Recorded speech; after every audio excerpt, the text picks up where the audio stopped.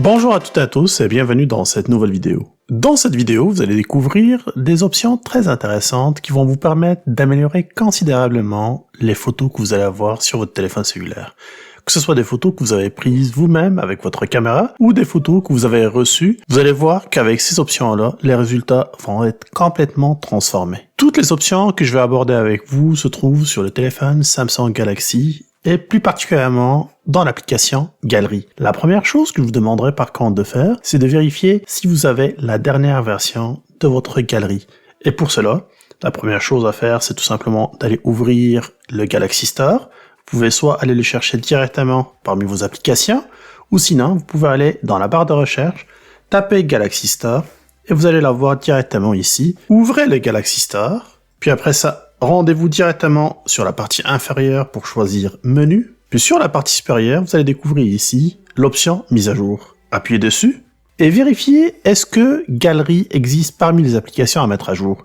Vous constatez que sur ce téléphone-là, la galerie est déjà à jour et ne figure pas parmi mes applications. Par contre, si je prends un autre exemple, sur ce téléphone-là par exemple, si j'ouvre le Galaxy Store, puis je refais exactement la même opération, Menu, puis mise à jour, vous allez constater que Galerie fait partie des applications à mettre à jour. Donc pour cela, je vais tout simplement appuyer dessus, puis je vais mettre à jour l'application. Parfait. Maintenant que cette opération est finie, je vais retourner sur mon téléphone parce que c'est ici où j'ai les photos que je vous montrais.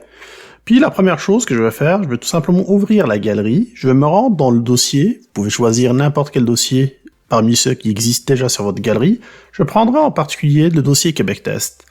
Puis à partir d'ici, je vais commencer par un premier exemple. Prenons cet exemple-là. En sélectionnant cette photo-là, vous allez tout simplement vous rendre sur le petit crayon pour modifier la photo. Puis à partir d'ici, rendez-vous encore sur le coin inférieur droit, puis appuyez sur les trois petits points pour ouvrir ce panneau-là.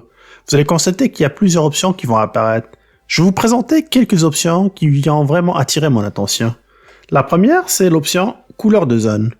Vous constatez que par défaut, dès que j'appuie sur cette option-là, toute mon image est transformée en niveau de gris. Vous vous souvenez, les chaises, les deux que j'ai ici, ils étaient en rouge. Donc j'aimerais par exemple ressortir ces couleurs-là parmi toute la photo. Il suffit dans ce cas-ci tout simplement d'appuyer sur l'élément que vous voulez ressortir et là automatiquement la magie va s'opérer. Je peux inverser l'opération. Comme vous pouvez le constater sur la partie inférieure, j'ai trois petits boutons. Le premier ici, c'est une pipette avec un plus, ça signifie que vous pouvez ajouter une couleur supplémentaire. À l'inverse, sur la deuxième partie ici, vous avez une pipette avec le moins, ça va permettre de retirer la couleur. Voilà, je vais appuyer tout simplement sur la pipette avec le moins, puis je vais appuyer encore une fois sur les chaises pour enlever la couleur. Encore une fois, vu que maintenant il n'y a aucune couleur, toutes les options sont désactivées. Et j'ai automatiquement la première option qui est la pipette avec le plus. Deuxième chose que je peux faire encore, c'est de maintenir tout simplement mon doigt sur l'image et vous constatez que vous avez un aperçu rapide des couleurs que vous allez sélectionner. Donc je vais garder la couleur naturelle, le vert que vous voyez ici, mais supposons que je veux vraiment garder une partie en vert, la partie supérieure de l'image, et la partie inférieure, je vais la mettre en gris. Dans ce cas-ci, je vais utiliser le troisième bouton. Je vais tout simplement le sélectionner et je vais aller directement effacer toute la partie inférieure pour la mettre au niveau gris. Vous pouvez imaginer toutes les possibilités qu'on peut faire avec ce genre d'options. Si je veux garder ces modifications, je vais maintenir ces modifications avec le bouton OK. Mais faites attention, si jamais vous appuyez sur le bouton enregistrer ici, ceci va écraser l'image originale. C'est pour cela que je vous recommande d'aller sur les trois points encore une fois, puis de choisir plutôt l'option enregistrer comme copie. Ceci va permettre d'avoir une copie supplémentaire avec l'image d'origine et l'image que vous venez de modifier. Allons-y maintenant avec une seconde option, puis une seconde image qu'on va utiliser. Pour cela, je vais retourner à la même place, puis je vais choisir la tour Sienne à Toronto que vous voyez ici. Et encore la même chose, on va appuyer sur le bouton modifier, puis les trois petits points pour aller choisir cette fois-ci style. Je vais vous faire deux exemples avec les styles et vous allez constater la différence. Le premier exemple, j'ai tout simplement un objet, ça peut être une image comme celle-là, une tour, image naturelle ou autre. Puis vous allez constater qu'il y a plusieurs styles qui sont ici en bas que je peux appliquer dessus. Il y a des styles qui sont vraiment très intéressants, comme par exemple ce style-là qui va nous permettre tout simplement de transformer l'image pour que ça devienne quasiment une image qui est dessinée à la main. D'ailleurs, la petite barre que vous voyez ici va permettre d'accentuer l'effet. Ici, on est à 100%. ou de réduire l'effet pour qu'on soit plus proche par rapport à l'image originale. Encore une chose, ici vous avez plusieurs styles qui sont très intéressants que vous pouvez appliquer et qui vont quasiment transformer une photo ou une image que vous avez prise à un tableau. Mais regardez une deuxième chose.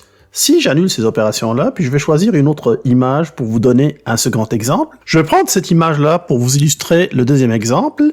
Cette photo-là, c'est pas une photo que j'ai prise avec ma caméra, c'est plutôt une photo que j'ai tout simplement téléchargée à partir d'un site web piste une image qui est libre de droit. Encore les mêmes opérations.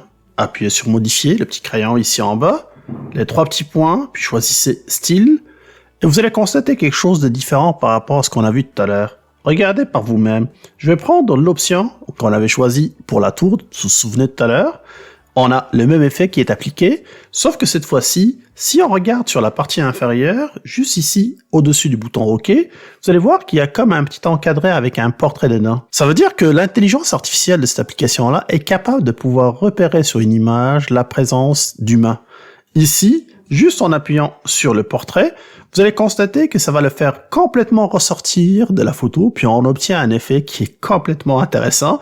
Regardez tout l'effet qui est en arrière, puis les deux petits cassants qu'on voit ici qui ressortent de l'image. D'ailleurs, en appuyant encore une fois sur l'image, on obtient l'effet inversé, puis en appuyant une troisième fois, c'est toute l'image au complet sur laquelle on va appliquer l'effet.